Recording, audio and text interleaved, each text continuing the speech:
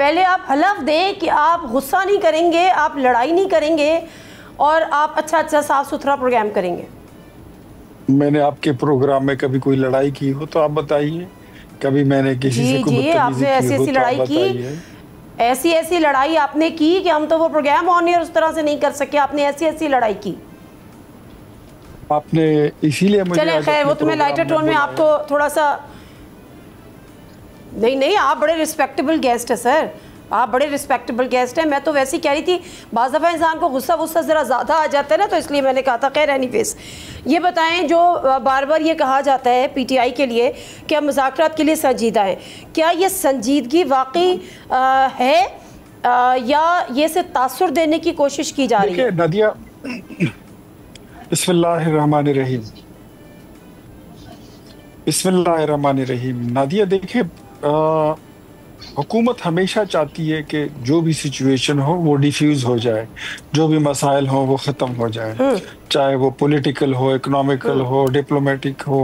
हुकूमत हमेशा जो है मसलों का हल चाहती है। अपोजिशन हमेशा मसाइल को एक्सप्लॉइट करना चाहती है। उसका टारगेट ये होता है कि उसका वोट बैंक बढ़े, उनकी मकबूलियत बने, उनकी शोहरत हो, उनकी नेकनामी हो। क्योंकि अपोजिशन में आके आपके पास आप हमेशा विन विन पोजीशन में रहते हैं। गवर्नमेंट पे जाके आप बड़े नाजुक पोजीशन पे खड़े हो जाते हैं, इंतहाई नाजुक। आप अच्छे काम भी कर रहे होते हैं और सख्त काम भी कर रहे होते हैं, मुश्किल फैसले भी कर रहे होते हैं।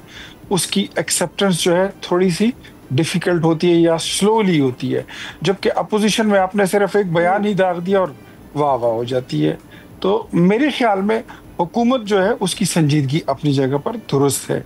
जहां पर बात है अपोजिशन की, अपोजिशन मींस पाकिस्तान तहरीक इंसाफ की, तो उनकी संजीदगी कहीं नजर नहीं आती है। बिकॉज आपने देखा होगा, ये मेरे ख्याल में पहली दफा है कि किसी वजीर आजम ने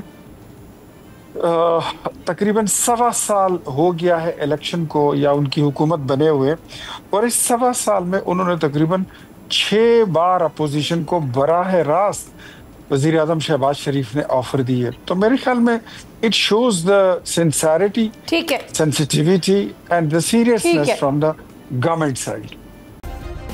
सब्सक्राइब करें और बेल दबाएं ताकि कोई खबर रह न जाए।